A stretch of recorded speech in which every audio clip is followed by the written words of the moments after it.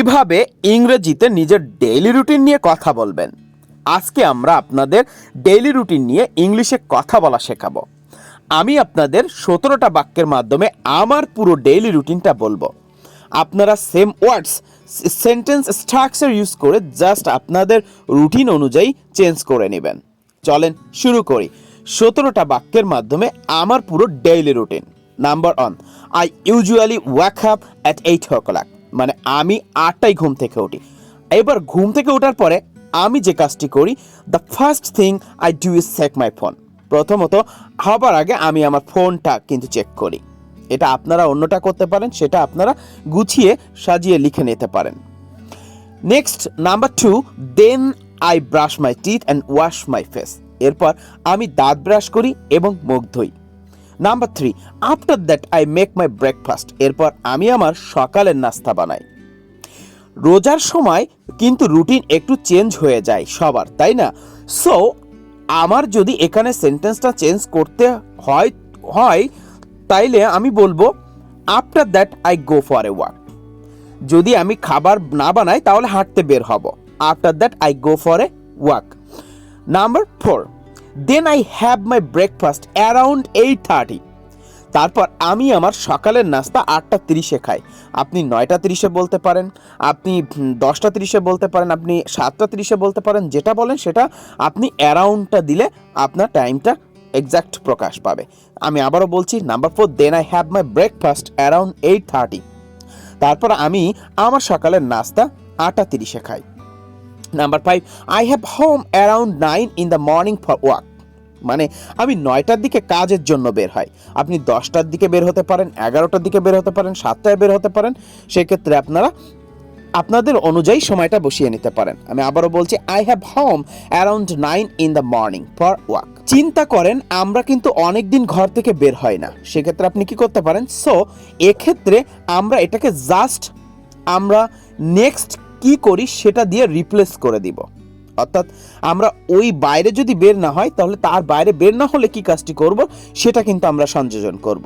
Number 6, I go to work by a bus, মানে আমি বাসে করে কাজে যাই। যদি আপনি বাসে করে যান তাহলে অবশ্যই বাই এ বাস ব্যবহার করবেন।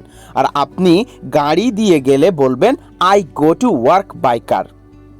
Number 7, once I reach office I note down my tasks and get to them. আমি অফিসে পৌঁছে কাজ লিখে নেই ও একে একে শুরু করে দেই। আমি আবারও বলছি, number 7, once I reach office I note down my tasks and get to them. আমি অফিসে পৌঁছে কাজ লিখে নেই ও একে একে শুরু করে দেই। Number 8, I have my lunch at 2 PM। আমি 2টোর দিকে মধ্যাহ্নভোজ করি। আপনি 3টে করতে পারেন, আপনি 2:30 করতে পারেন। 2:30 করলে অ্যারাউন্ড 2:30 দিয়ে দিলেন। Number 9, I work up my work around 6 and leave around 6:15। Work up মানে কি জানেন? মানে আমি 6টার দিকে আমার কাজ গুছিয়ে শেষ করে ফেলি ও 6:15টার দিকে বের হয়ে যাই। একটি সুন্দর একটা ইংলিশ, কিন্তু আপনারাও এভাবে সাজিয়ে বলতে পারেন। আমি আবারও বলছি, I work up my work around 6 and leave around 6:15। অর্থাৎ আমি আমার কাজ 6টার দিকে গুছিয়ে শেষ করে ফেলি ও 6:15টার দিকে বের হয়ে যায়। Number 10, after reaching home I ফ্রেশন up and spend time with my family. ফ্রেশন up মানে হলো আমি হাত মুখ ধুয়ে অথবা শাওয়ার করে আমার ফ্যামিলির সঙ্গে সময় ব্যয় করি। Number 11, I usually have tea with my friends around 7। আমি 7টার দিকে আমার বাবা মার সাথে চা খাই। Number 12, after having tea I usually check my email or check up with my friends on Facebook. এখানে একটি কথা বলে রাখি, দেখেন যে কোনো কিছু খাওয়ার পর সেক্ষেত্রে আফটার হ্যাভিং টি ব্যবহার করছি। কোনো কিছু খাওয়ার পর আফটার হ্যাভিং টি, আপনারা কোনো কিছু করার পর আফটার হ্যাভিং দিয়ে সেই কাজটা ব্যবহার করতে পারেন। মানে চা খাওয়ার পর আমি আমার ইমেইল চেক করি অথবা ফেসবুকে আমার ফ্রেন্ডদের সঙ্গে কথা বলি। Number 13, I usually have dinner around 9:30 PM, মানে আমি 9:30-এর দিকে ডিনার করে ফেলি। Number 14, I say my prayers around 10 PM, আমি 10টার দিকে নামাজ পড়ি। খেয়াল করে দেখুন, আপনি 5বার নামাজ পড়লে কিন্তু এই বাক্যটা আমাদের 5বার বলতে হবে। তো আপনারা অবশ্যই 5বার মনে মনে বলে ফেলবেন। এরপরে number 15, around 10:30 I usually brush my teeth and wash my face. 10:30-এর দিকে আমি দাঁত ব্রাশ করি এবং মুখ ধুয়ে নেই। Number 16, then I read a book for a while. এরপর আমি কিছুক্ষণ বই পড়ি।